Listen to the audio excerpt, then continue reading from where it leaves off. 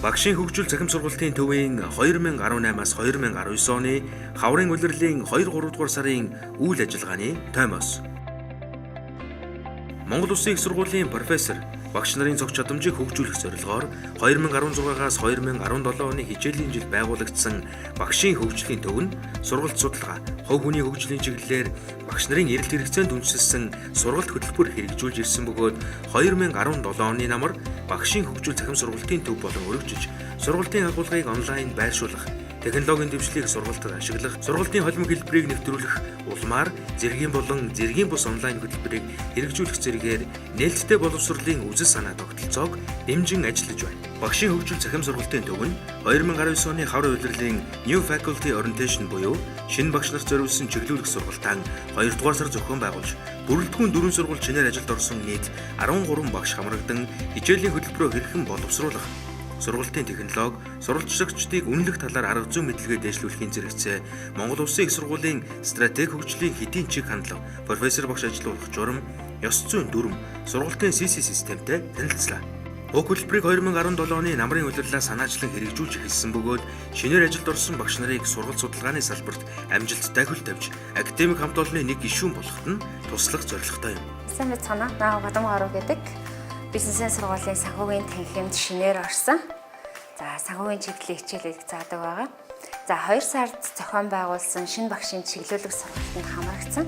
За энэ сургалт миний хувьд болохоор их үр дүнтэй болсон гэж үзэж байгаа. Яагаад гэхээр энэ сургалтаас би нэлээд цогц мэдээллийг авсан. Тухайлх юм бол сургуульд ямар дүрм журам мөрдөгддөг, ёс зүйн дүрмийн талаар, за цаашлаад сургууль маань ямар чиг хандлагатай цаашид явах вэ? Боловсролын чиг хандлага хаашаа эргэж өгнө гэдэг талаар. За мөн стратеги зорилт маань хаашаа чиглэж байгаа вэ? Түүнд хүрэхийн тулд бид нар ямар арга замыг авч ашиглах вэ? Юун дээр анхаарах ёстой вэ гэдэг талаар мэдээллийг авсан. За энэ дээр нэмээд багшийн хувь хүний хөгжил гэдэг маш чухал асуудал байдаг. Энэ хувь хүний хөгжил тал руугаа ямар хөтөлбөрөд сургууль дээр зохион байгуулагддгийг, тэнд хэрхэн хамрагдах боломжтой юм гэдэг талаарх мэдээллийг авсан.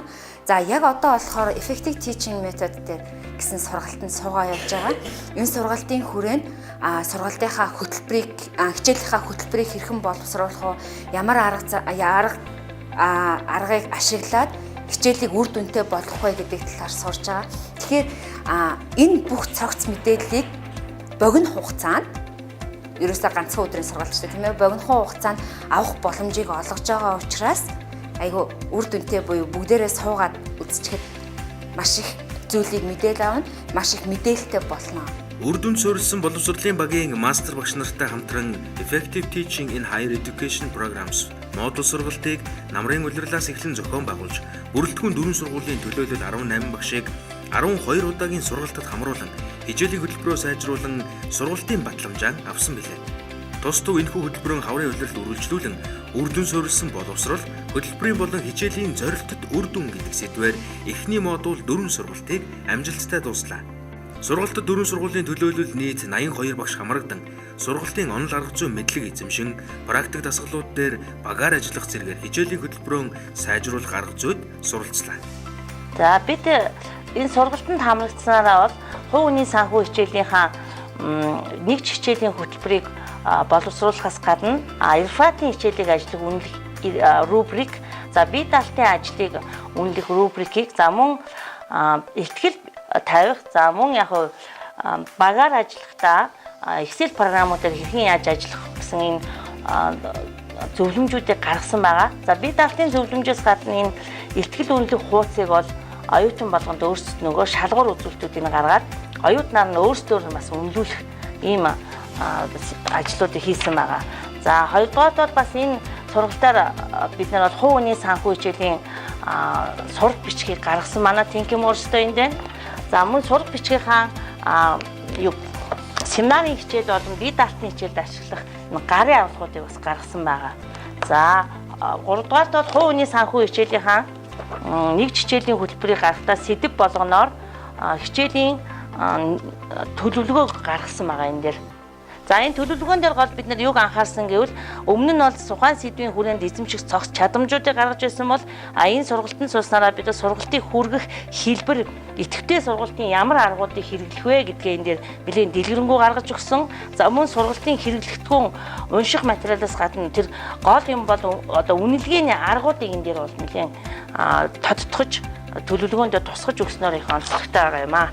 За ингээд та бүхнийг Монгол Улсын их сургуулийн багшийн хөгжил захимт үеийн сургалтанд идэвхтэй оролцож байхыг та бүхэнд уриалж байна.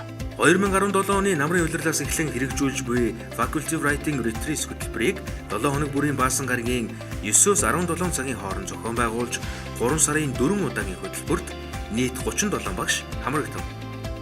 Уг хөтөлбөрийн хүрээнд багш нар илтгэл өгүүлэл бичих, ном сурах хүчиг, монографи ихтер ажиллах зэрэгээр судалгааны ажилдаа төвлөрөн суух зорилготой бөгөөд мөн судалгааны арга зүйн чиглэлээр ганцаарчилсан болон бүлгээр зөвлөгөө авах боломжтой юм. Судалгааны арга зүй, англи хэл дээр бичсэн өгүүллийн эхийг хянан засварлах үйлчилгээг өнгөрсөн 3 дугаар сард нийт 3 багш авсан байна.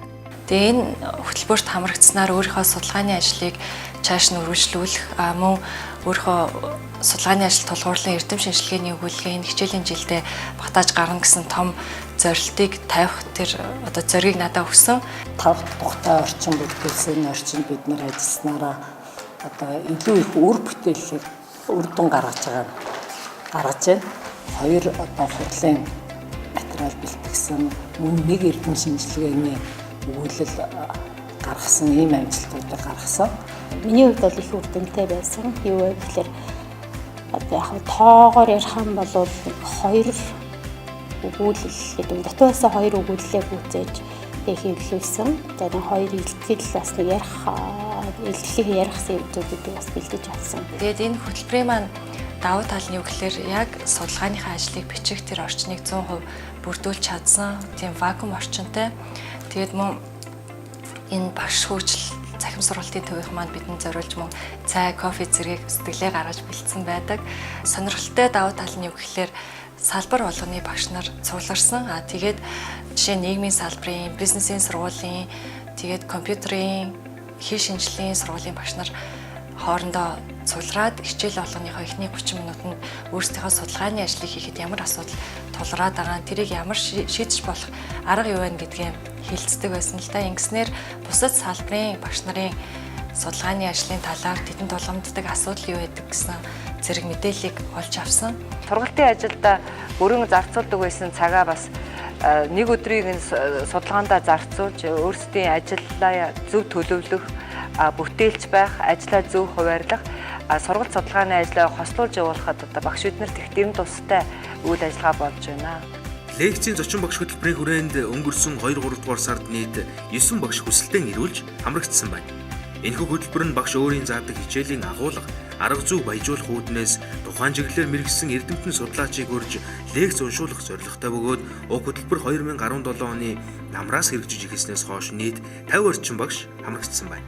За сайн байцгаана уу. Би энерги их үүсвэр хим технологи гэдэг хичээл зааж оюутнуудад зааж орсон байгаа. За тэгээ энэ хичээлдээ багшийн хөгжил захим сургалтын төвийн зочин багш, лекцийн зочин багш гэдэг хөтөлбөрт одоо хамрагдаж шинжлэх ухааны технологийн их сургуулийн эрчим хүчний сургуулийн багш Актемч Батмөхгой гурьж одоо хичээлдээ 1 удаагийн лекцийн хичээлийг орохыг урьж хичээл заалгасан байгаа. За энэ хичээлээр бол манай оюутнууд төдийгүй одоо би өөрөө хүртэл одоо маш орчин үеийн шинэ технологи дэвшилтэд цахилгаан станцын талаар өргөн хүрээний мэдлэгтэй болж авч чадсан. За энийг зохион байгуулсан, энэ хөтөлбөрийг зохион байгуулсан багшийн хөгжил захим сургалтын төвийн хамт олонтой баярлж байна. Тэгээд энэ хөтөлбөрийг бол анх би мэдэхгүй байж байгаа. Тэгээд Монгол Улсын их сургуулийн вебсайтнаас олж хараад тэгээд хандхад бол их таатай маш хурдан асуудлыг шийдэж өгсөн. Тэгээд би бол материалаа бүрдүүлээд өгөөд тэгээд ер нь бол асуудлыг бол хурдан шуурхай хариуцж шийдэж өгсөнд талархаж байгаа. Онлайн сургалтын агуулга бэлтгэх дижитал профессорын студийг 2019 оны 1-р сард ашиглалтад оруулан хичээлийн агуулгыг бичих, засварлан байршуулах ажлыг хийж эхлээд байна. Энэ хүрээнд Open University of Tokyo-гийн профессор, инженер багш нар тус төвийн студенттэй танилцсан тэднээс онлайн хичээлийн платформд хичээлийг байршуулах, удирдах арга туршлагаас суралцсан цаашид хоёр тал хамтарч ажиллах гэрээ байгуулахаар тохиров. 4-р сарын үйл ажиллагааны заримаас танилцуулбал тус төвөөс 4-р сарыг A Month of Excellence in Teaching and Research буюу сургалт судалгаанд амжилт гаргах сар болгон зарлаж байна. Энэхүү сэдвийн хүрээнд сургалтын арга зүйн модуль сургалтууд үргэлжлэн явна. Та бүхэн сургалт хөтөлбөрийн талаарх дэлгэрэнгүй мэдээлэлтэй Монгол Улсын их сургуулийн захин хуудаснаас танилцсан манай төвийн сургалт хөтөлбөрт идэвхтэй хамрагдахыг урьж байна.